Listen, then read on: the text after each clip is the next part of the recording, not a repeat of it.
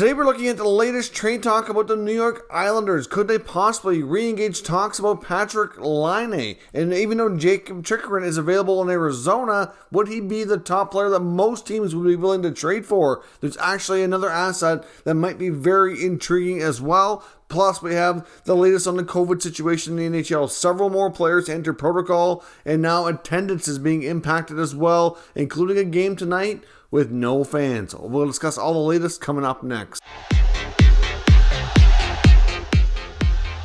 Welcome back to another video here at Top Shelf Hockey. As I mentioned, we have a variety of NHL news and rumors to look at here today. First up, the latest update on the COVID situation, which is running rampant across the NHL, many of the professional sports, and just life in general here.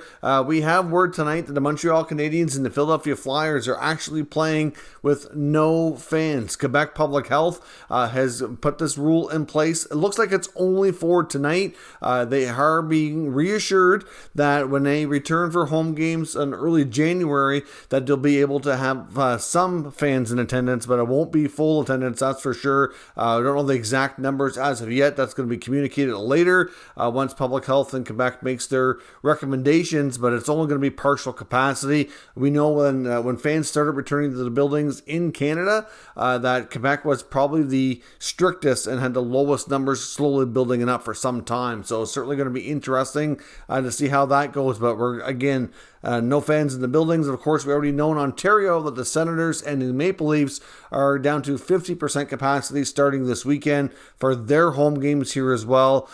So certainly some major issues. This Omicron variant is just running absolutely rampant. A whole bunch more players enter NHL COVID protocol today. I believe that's 60 players now in 4 days, which is kind of insane when you think about it. Drew Doughty of the LA Kings has been placed in COVID protocol. The Avalanche of a few more players, including Burakovsky and JT Compher. The Panthers have added a few more, including Ekblad and Vetrano. We got Dylan Dubé and Oliver Shillington of the Flames. Like, they've got like 30 plus combination of players and organization workers in COVID protocol now, like between their front office, training staff, etc. Like, they've been hit extremely hard, including head coach Daryl Sutter as well. The Bruins have added more as well. They already had Marchand and a few others. Then now Patrice Bergeron has been added, as well as Trent Frederick, Jeremy Swayman. That's certainly getting out of control in Boston. The Predators have a bunch.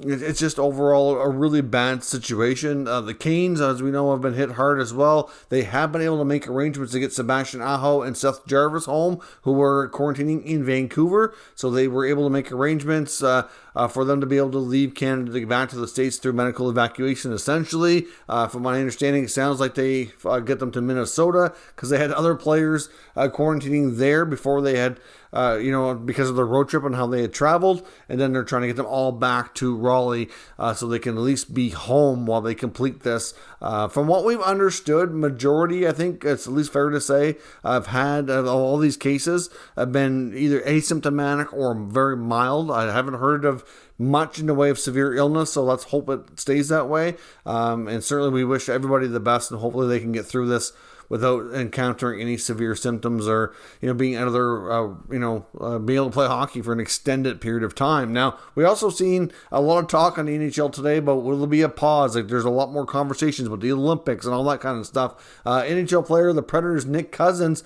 had put on Twitter responding to some discussions on there, saying that he thinks it's ridiculous and that the NHL should absolutely have an early holiday break. I know there are some people that feel that would be a good idea. There are some that feel that having that Christmas break start a little bit early, postpone the games maybe from now till then, and then we can have a situation where by the time they come back on December the 26th, that a big percentage of players in protocol would be able to be released. They should be recovered, and we should be able to get their numbers down substantially to be able to resume playing NHL games. So it's certainly, something that I don't know if the NHL is really seriously considering this. It doesn't seem like it, but some people are starting to call for it, and we will see where things go. Now on to the rumor section of today's video. One rumor I came across today was an article suggesting that the Edmonton Oilers and Ken Holland might be in contact with Mike Babcock, and a potential coaching change could be coming sooner than later.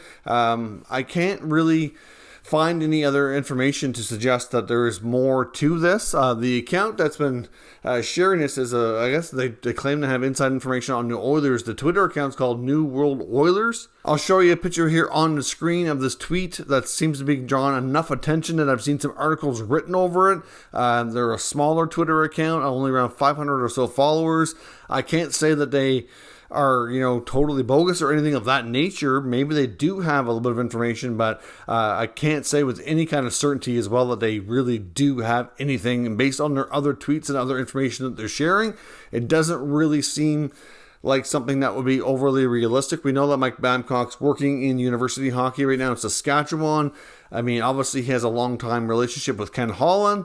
We know that the Oilers are on a bit of a losing streak right now, so wouldn't be completely shocking to think that if Holland was considering a change, that he would want to talk to his old buddy Mike Babcock. But considering how things went for Babcock in Toronto and all the information that's come out about how he handled things after, I'm not saying that Babcock will never get another chance to coach. I think he would probably at some point. It wouldn't be shocking. But I don't know. To me, that does not make sense for the Oilers. And I really don't think that they're in any danger of a coaching change, considering the success they've had. I think Tippett's done a pretty good job overall. So I just wanted to dispel this rumor. I don't think if you see this article or anything to do with Babcock to the Oilers, I don't think at this point that there's really anything to it, and we can kind of move on here. But I guess we'll see as things go. But I don't really have enough information to suggest this account actually has inside information. So if anything comes from it and they can kind of prove themselves that they do, then maybe we'll take things more seriously in the future. But for right now, that seems to be a little bit bogus in my opinion. With the Coyotes, we talked yesterday about Jacob Chychrun likely being available according to Elite Friedman, and some, a lot of teams, it would make a ton of sense for them to make a big push for this guy, 23-year-old big stud defenseman who can be a top pairing guy, has a good contract under $5 million for the next 3 years. On top of this year, would be a real good find in addition. Many teams like the Avalanche, the Islanders, the Bruins, there's a lot of teams that would make a ton of sense, and it's going to cost them big bucks and players to and it's going to cost a huge price to even consider making that trade. So another player though on the Coyotes organization here on the blue line at that could get a lot of attention for a much smaller price tag. Now you're not going to get the impact, you're not going to get the long-term future benefit, but Shane Gostisbehere is certainly having a comeback season in the desert, and certainly on a bad team who's not having much of any success. He personally is playing a lot closer to the style of game and putting up the stats comparable to when the first couple of years in the NHL, when he was really highly regarded as being one of the top bright young defensemen in the league. Now, will he get back completely to that? Maybe not, but still, his value has risen a lot. And keep in mind, they took him off the Flyers' hands for nothing. Like, they didn't give up anything going the other way. And on top of getting Gostisbehere, they got a couple of draft picks as well, just for taking the contract off the Flyers' hands. So he's played extremely well, bouncing back, and if they can turn around and trade him, even if they don't get another NHL player, which they may not want, to get a couple more picks or a prospect and a pick or something of that nature, to really for nothing, would be a really solid play by Bill Armstrong and their management team to turn, nothing going out, taking a player along with picks, getting that player to play better again, and then getting more picks or more prospects in return. So I think you're going to see teams lining up to consider Gostisbehere as an NHL trade deadline acquisition as well. Again, he can play the left side. He can be offensive, good skater, move the puck. Battled a lot in Philadelphia the last couple of years, but suffered some injuries, which I do think is fair to say had an impact on his overall play.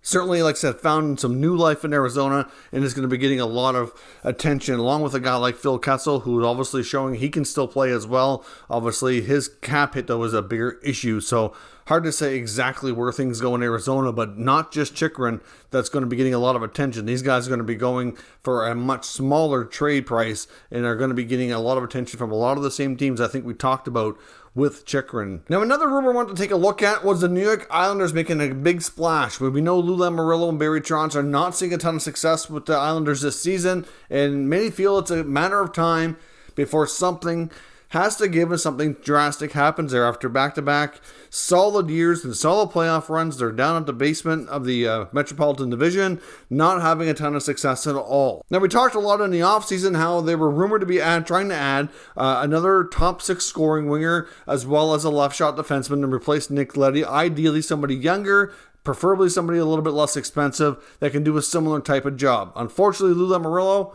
has failed to add those players. He made lots of other good moves in the offseason, including shedding some bad contracts, but unfortunately, when it came to using that cap space in filling out the roster, he was not able to address these two major glaring holes, which to me is a major part of the reason why the team is not performing up to par this season. Now, of course, between those two spots, we talked yesterday about how they would make a lot of sense to be one of the teams going after Jakob Chychrun, and maybe they will try to do that, but it's hard to imagine a scenario that they would have enough young assets and picks that they would be willing and wanting to give up to make that happen. As I said yesterday, as much as it makes a ton of sense, he'd be the absolute perfect player for them, and it would be a major step in the right direction to getting things turned around. I just don't know that they would have one of the deeper pools of prospects and picks to draw upon like some of the other teams would, that they might be in competition with to make that kind of trade. So another article I came across today was suggesting maybe they revitalize talks with the Jackets around young winger Patrik Laine. Of course, we know Laine is going to be needing a new contract soon. He's been traded to Columbus now. This is his second year there. Last year wasn't great after the trade, but it wasn't really great for Dubois going the other way to Winnipeg. But both players have had time to get acclimated, and certainly it didn't make a lot of sense really for Laine with Tortorella. Like that to me had issues written all over it from the start, which, you know, obviously wasn't great for him, but obviously under a new coach now, things have, fair to say, certainly gotten a little bit better. He's recently had a break and time away from the team due to the loss of his father. He's just returned back to North America and rejoined the Blue Jackets. And even though we don't think a trade's necessarily imminent, I'm not even convinced at this point that the Jackets are certainly even out there shopping him. I don't think that's the case at all, at least not right now. It could change between now and the NHL trade deadline. But at this point, the Islanders need to do something, and I think Patrik Laine would be a lot more realistic trade target than Jakob Chychrun at this point. Now, would they want to trade another young forward who's been struggling in return? Some feel that Anthony Beauvillier very well could find himself moved if they can bring in a higher rated, more prolific scorer like Laine, and he might be a trade piece. I mean, obviously, you have to look to some of the other guys that are not pulling their weight either. That would be, you know, the Islanders might be certainly open to trading, but at the same time, they're not really going to be appealing to other teams. Like, it's going to be hard to move guys like Josh Bailey, for example, who was mentioned in trade talk in the offseason, was left available in the expansion draft, and has started very slow this offseason. You get Kyle Palmieri on a new contract for multiple years in a real slow start, so that's going to be hard to move. You get Zach Parise, who only signed a one-year deal. He's not having a great season. Maybe somebody would take Parise, but still, that's the least of your worries given the contract here. Also, Zdeno Chara, another possibility, but again, based on contract, probably the least of your worries. But even the identity line and guys like Casey Cizikas, who just signed a new long-term deal, and Clutterbuck and Martin, like, they're not really having the season that you expected them to have either. So you need to inject some kind of youth and scoring touch into the system. And I would say even with that, I would have concerns that Barry Trotz would be able to make changes here. I mean, Barry Trotz is a terrific coach, and I do think that this is more on Lou for roster construction than it is on Trotz's coaching style or anything of that nature and systems and all the things that he's responsible for. But still, he has shown a reluctance to play a more offensive game. He's shown a reluctance to kind of give the younger players more of an opportunity, more of a chance.